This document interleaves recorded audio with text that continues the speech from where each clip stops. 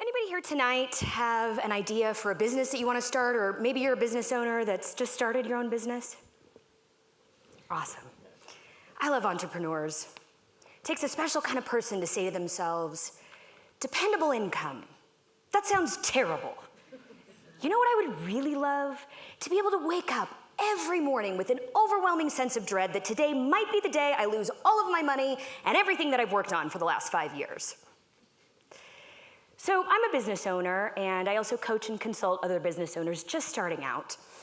And I often get asked, Casey, how do I make sure that my business is successful? You know, I've read all of these horror story statistics about how new businesses, 50% of them go under within the first 5 years. How do I make sure that that's not me? And you know, there's a lot of theories on this about why new businesses fail, and so I've compiled a few of them up here, and these are all really important. They're good things to keep in mind, but I'm here to talk to you tonight about the real reason why new businesses fail. It's something that I've seen with people that I've worked with over and over again, and it's something that I've actually experienced myself in my own business. It's not customer service, it's not product development. The number one reason why new businesses fail is the expectation that you are going to get everything that you want when you want it. Our culture loves a good overnight success story. We love celebrating these big, splashy results and blowing up overnight. So much so that we've now made it the truth of how goal accomplishment should happen. And then we reinforce this with an endless stream of news stories and social media videos showing people accomplishing their big, monumental life dreams, all within a 30-second Instagram highlight reel. I started a business and scaled it to 7 figures in 9 months, and you can too with my proven 4-step system, right? How many times do we get those ads over and over in our feed? We've even reduced our American superhero's journey to a quick pass through the success drive-through. Captain America was this scrawny kid who couldn't hack it in the military, swung into the doctor's office for a quick dose of super serum, and suddenly became our symbol of American freedom and strength. We love celebrating these quick and splashy results, and when they don't happen, we assume failure and move on to the next thing. Rinse and repeat. Rinse and repeat. So when I landed on my own business idea that I just couldn't quit thinking about, I became obsessed. And I dove in headfirst into building my business with nothing but a gut feeling and the essential ingredient for any entrepreneur, blind optimism. And I was so desperate to be able to quit my full-time job and work fully in my business that I became enchanted with all of these overnight success stories of founders who were seemingly able to go from nothing to everything within a matter of years or even months.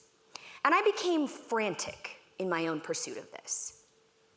And in the midst of my obsessing with building my business, I would read books and articles and listen to podcasts on entrepreneurship, and I would come across things like this. And I would think, yeah, okay, that makes sense. Nothing's linear, right? I gotta go through this squiggly part here if I want to hit my goals. So let's go ahead and get that over with in the next 6 months or so. And then I would read things like this, and I would think, yeah, he probably knows something about building a business, but 10 years? All right, cool, Jeff. I'm gonna go ahead and do this in 2. So let's get this party started, right? And wouldn't you know it, about 1.5 years in, a mentor of mine came to me and said, Casey, I see what you're doing. I see how hard you're working. I believe in it. I want to give you $500,000 to invest in your business. Talk about every entrepreneur's fantasy, right? There is nothing more validating than hearing from an independent third party that you're not crazy, there's value in your idea, and they want to give you their hard-earned money to build your business. And I thought, this is it. This is my Captain America moment. I've been working at this for over 1 year now, and it's finally happening. And so we had meetings, and I started fantasizing about all the ways that I was going to deploy that capital. And then March 2020 hit. And all that investment money, just like so many other hopes and dreams across the globe, went up in smoke. It was a gut punch, yeah, but I knew I had to keep going, and so I did, working my full-time day job and building my business with every spare minute that I had. And about 8 months later, 2 friends of mine came to me and said, "Casey, we love you. We believe in you. Here's $5,000. Use it how you see fit." I was determined to use this money in the most effective, most responsible way that I could. I made spreadsheets. I had focus groups. I had business coaching sessions to figure out what is the most effective way that I could use this money. And after weeks of obsessing, armed with my 2 whole years of business experience, I knew what we needed to spend this money on. This was going to be what we needed for overnight explosive growth. So I bought boxes. Really well designed, really eye-catching shipper boxes meant to be sent out to influencers so they could do unboxing videos of our products on social media. Reasonable, right? Because I thought, well, all it takes is one well-timed influencer post to create the tipping point and the awareness that we needed for overnight explosive growth. And if you're going to be a legitimate company, you have to have branded shipper boxes, right? Right. Here's a picture of me last week in our warehouse with said boxes. It's been 3 years. Calculated ROI from this spend, well, 0%. See, now I know that I should have spent that money on ad spend or product development or our community. I made the best decision that I could with that money at the time, but because of my lack of experience at that point, I failed to make the right decision. I am so grateful that I was not given that initial $500K at that time. I would have mismanaged the hell out of it. Instead, I was given the opportunity to fail relatively small first before larger sums of money started to come my way.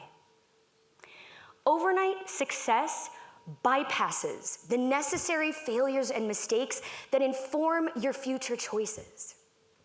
Give yourself time to fail small first so you don't fail big when larger opportunities come. So at this point, I was still desperate for overnight explosive growth, and I started to get really frustrated and angsty that our social media community wasn't growing quickly enough, because as we all know, the more followers you have, the more worthwhile of a human you are. And wouldn't you know it, one morning I woke up to a text from my social media manager in all caps, letting me know that not only had Lance Bass posted a photo wearing one of our sweatshirts, but a video that I'd made of my rescue dog, Walter, had gone viral, had millions of views, was picked up and reshared by the Dodo, and CBS was reaching out to see if they could use our video in one of their TV shows. Literally overnight, we gained 80,000 followers on our TikTok, and our Instagram grew by about 10,000. Okay. Here we go. This was the start of our rocket ship trajectory. I was living the definition of overnight success, going to bed one night and waking up the next morning with everything that I'd wanted. And I thought, this is it. This is the beginning, and I am ready for it. So to celebrate, I headed off for a weekend in wine country with my friends. But you know what comes with a large and growing social media community? People with opinions.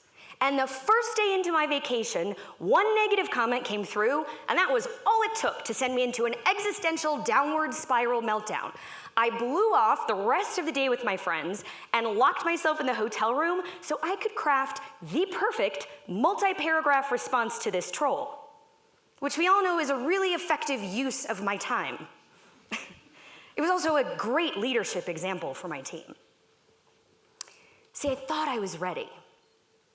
I thought that I had the ability to manage what came with big, overnight explosive growth. One comment brought me to my knees. If you can't manage the level of problems that you're currently experiencing now where you're at without a full-on meltdown, why would you think that you're ready to manage the problems that come with big, explosive growth? Because let me tell you, It does not get easier as you move up. It gets harder. Your problems expand in proportion to your success. You can stumble into this big wave, overnight explosive growth, but you want to know what another name for a big wave is? And just like a tsunami, if you get everything that you want instantly and you haven't built the foundation and the tools needed to manage what comes with it, it has the potential to decimate everything that you've built. And you don't have to look very far to see other cultural examples of this. Lottery winners, more likely to declare bankruptcy within 3 to 5 years of winning compared to their average American counterpart. Why? Because they haven't developed the money management skills or the ability to set boundaries with their friends and family prior to receiving their windfall. Pro athletes, 80% of them go broke within the first 3 years of retirement. 80%. That number is staggering. The number one reason?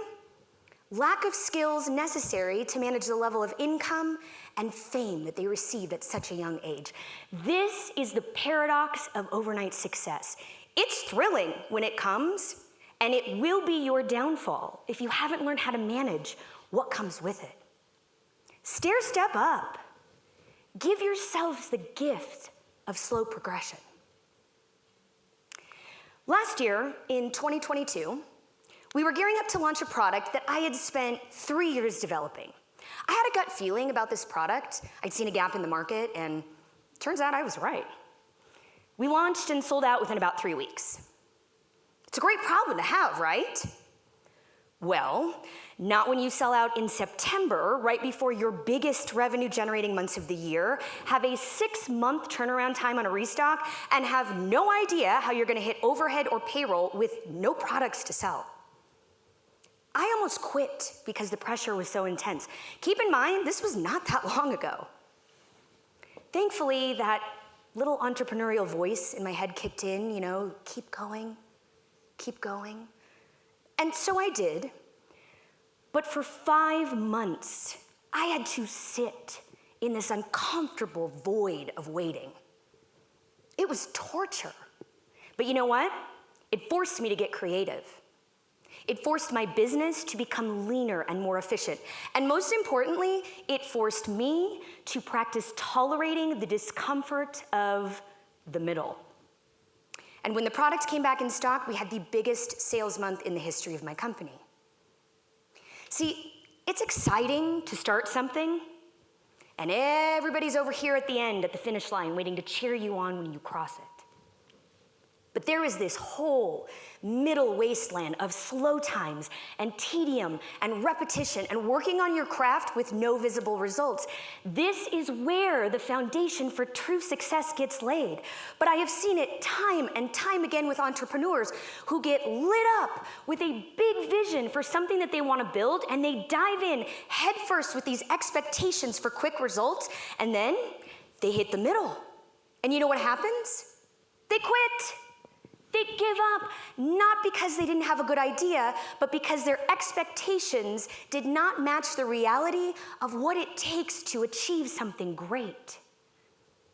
And not to belabor this point, but here's where I bring in science to belabor this point. Dopamine hits. This has become a buzz phrase lately, right, for taking an action that causes an immediate release of these feel-good chemicals in our brain. And so we've become a culture that chases instant gratification in the name of mental health. However, in a joint study done by Princeton, Harvard, and Carnegie Mellon, scientists discovered that we've actually been thinking about dopamine production and dopamine hits all wrong. See, dopamine production is actually highest when you're in pursuit of your goal and working towards it, not when you get to the end result. We're in such a hurry to bypass all of these years of long, slow tedium and the middle and get to the end, when in reality, the longer that we can sustain the middle and not reach the end result, not only are we rewarded with more of these feel-good chemicals, but we're gaining the tools and experience necessary to hold on to what we want once we get it. And here's another terrible thing about overnight success. It actually doesn't allow space for life itself to teach you something. See, See, we can't take the journey towards our goals and compartmentalize it away from the rest of our life. You have to learn how to manage everything that life is going to throw at you and continue to push towards what you want. 2023 has been the biggest growth year in my business so far. It has also been the most difficult year of my personal life up until this point. The sudden death of my brother, the end of my marriage, the loss of my home and support systems as I knew them, all within about 6 weeks of each other, and the resulting bouts of anxiety and depression that on some days were so intense and all-consuming, I didn't know how I was going to get up and out of bed in the morning, let alone continue to show up and manage a business that was challenging me in ways I never thought possible. And yet, looking back, it was all of those years of slow growth and repetition and learning things and working on my craft that were shaping me into who I needed to be able to handle this level that I'm currently in. If I had gotten everything that I'd wanted in year one of my business, I guarantee you I would have not been equipped to handle everything that life has thrown at me this year, and I would have quit. I would have closed up shop. We love talking about overnight success. We don't love talking about the reality of what attaining that success will require of you. And we are setting ourselves up to fail as a result, especially if you're an entrepreneur.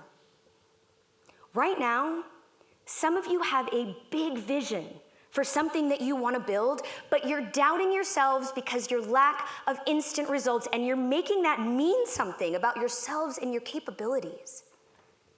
And I also know that right now, some of you are sitting there listening to me going, yeah, Casey, I get your point. That's good for you, but that's not going to be me. It's going to be you. You want it to be you because risk and failure and uncomfortable feelings over an extended period of time are the only way that you actually grow and learn things. Stop chasing results that happen immediately. Stop thinking that overnight success is an indication of your value or worth or capabilities. Embrace the process of becoming who you need to be to handle what you want. Take calculated risks. Go bravely and head first into your passions. Know that it's going to take longer than you think. Know that it's going to be harder than you could have ever imagined. And get excited knowing all of this because it is preparing you for what you asked for in a way that ensures that you can hold on to it once it arrives. Thank you.